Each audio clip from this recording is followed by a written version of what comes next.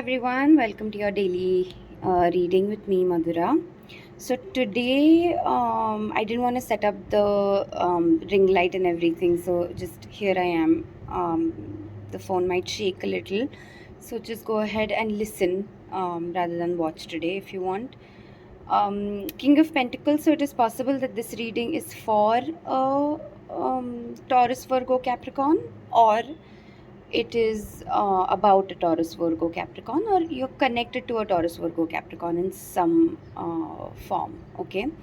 Or it is also possible that even though you don't have these zodiac signs, you have some of their qualities, qualities like practicality, maybe being able to stay grounded. So I also feel like, because as we move forward in the reading, you'll realize that the issue is that the universe is asking you, reminding you to ground yourself right now. Okay, the angel card is also suggesting that.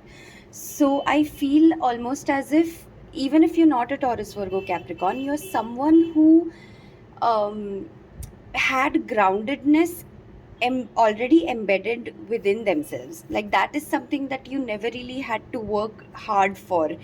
And this is the first time, and that's also, I think, why you're thrown off a little by this need to ground yourself, because you've never done it before. It's just something that has just happened for you before. You were just privileged with groundedness, right?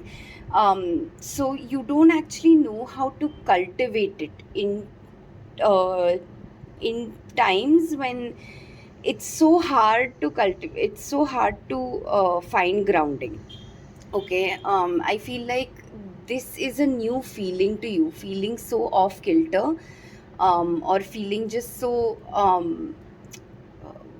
what's the word, almost like shaky, right? Like you're trying to balance yourself um, on one leg, and the kind of, if you're a beginner at yoga and if you're not used to tree pose, the first few times are really sort of like shaky, right? Like it's almost like your movement is hesitant.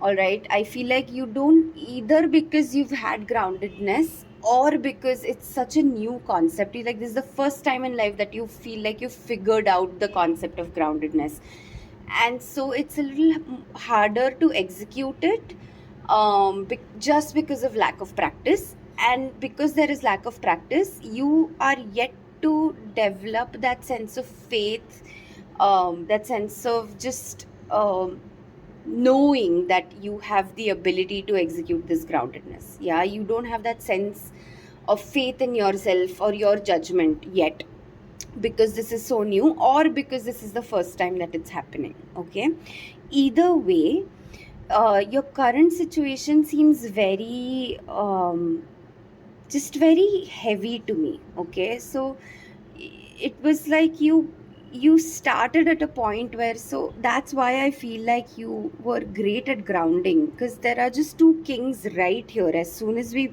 start, those are the first two cards to have fallen out, King of Pentacles and King of Wands. And that's such an interesting combination, because King of Wands is passionate, driven. He's ready, right? He's ready for action. He's not even leaning back on his chair. He is sort of leaning forward because he's ready to get up and be on his feet and start doing, not just thinking, um, as soon as possible, right? That's He's just ready. He's ready to go. And King of Pentacles, on the other hand, is not just sitting and leaning back and sort of like, he's awake, but at the same time he's fully covered in his abundance. So he is a slower moving king, right? Because he knows exactly what his moves are, because he's done all the work he needs to do so far. And he has passion on his side as well as ambition. So it's very easy for the King of Pentacles to sort of just, not feel weighed down by all of this beautiful abundance. It feels so light to him, even though he's fully covered up in it, right?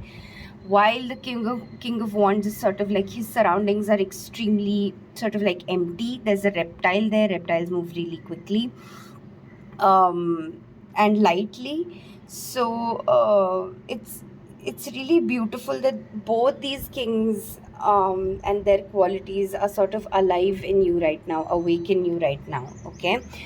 But it just almost feels, so I feel like this is your essence usually, right? But right now you're having such a hard time sort of channeling that essence of yours. So you're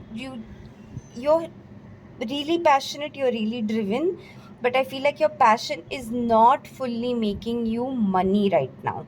So it's not making you, what can I say, it's like you can't even see it's, so it feels so far away from you, your abundance, especially your financial independence, your or even if you are financially independent, I feel like you are feeling as if you should be a king right now, you should be living like an authority figure right now, but you're not, okay? So you have the abilities, the resources, the passion of the king, but you're not seeing the results, and you're not seeing the results to a point where you don't even know where they are. It's not like you see them, like you just have to touch them, you see them but you can't touch them. It's not that, it's like you're not seeing anything right now, and you're really tired, okay? I feel like you're really just exhausted.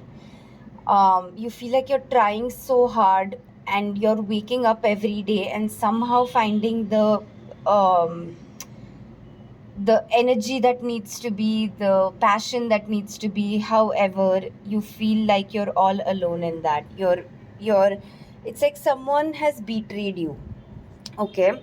And you felt like you could rely on this person. This person could be managing your money, maybe. Yeah, and it could be a loved one, or it could at least be a person whom you felt passionately about, okay? In what capacity, that's not clear, but you cared for this person a lot. They could have been a part of your uh, childhood, okay, or younger years. um but right now you're just tired. You feel like you've been doing too much on your own, and the support system that you thought you were going to have, you don't have. They didn't follow through. And it almost feels as if there's a sense of past in here, almost like I brought it out as a current situation. There's a sense of past to me, as if this person had betrayed you in the past and you're still holding on to it in some form. um, you feel you attribute, even if you're doing okay in life, whatever parts of you that are lost, or that are not doing, whatever parts of your life you're not doing so well in, you sort of attribute those parts or those failures to this person's treatment of you, okay? That's what I'm feeling. And it could also be like, for some of you, it also could be that you're feeling betrayed by yourself, okay? You're feeling as if you're not marking your boundaries strongly enough, which again, like, could be about the same person who you attribute all these failures to, okay? To whom you attribute all these failures. um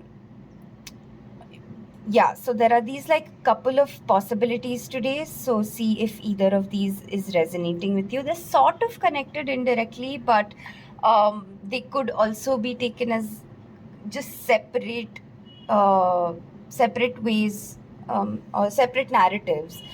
um, and yeah, see if that it resonates with you separately, okay? For the next step, the Eight of Cups fell out immediately, and then I shuffled a little more, and then the Six of Cups fell out. So the universe is asking you to walk away. Also, there's a moon here, right? The sun and the moon. So the moon is sort of, I feel like it's an eclipse, right? The moon is sort of covering the sun. So moon is also emotions. So it's almost as if the universe is asking you to walk away from making emotional decisions right now, okay? Making decisions out of guilt, or out of um,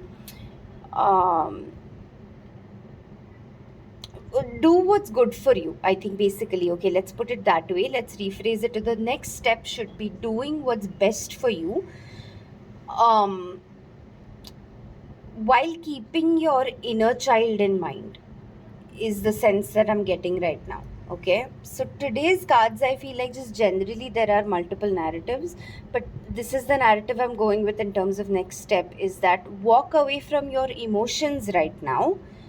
Um, and I feel like that's for external entities, but be compassionate towards yourself, towards your inner child. Okay, so walk away from emotional guilt um, about external entities, is what I'm um, getting here in terms of next step. Okay, with the angel card, this is the first one. Ground yourself.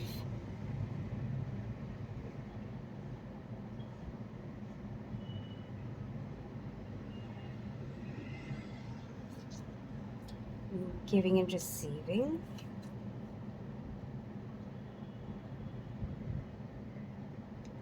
I feel like with the King of Pentacles, with the King of Wands, it's like you had this in the bag. You were a very balanced person, but you're feeling betrayed by someone or something that is really knocked out your steam. Sorry if this reading was a little confusing, but yeah, this is what I'm getting today. Um, it was a little confusing to me, so please let me know if it resonated, if it made any sense, what narrative made sense to you. Okay, because I'm thoroughly confused. But yeah, that's it. All right, see you tomorrow. Bye.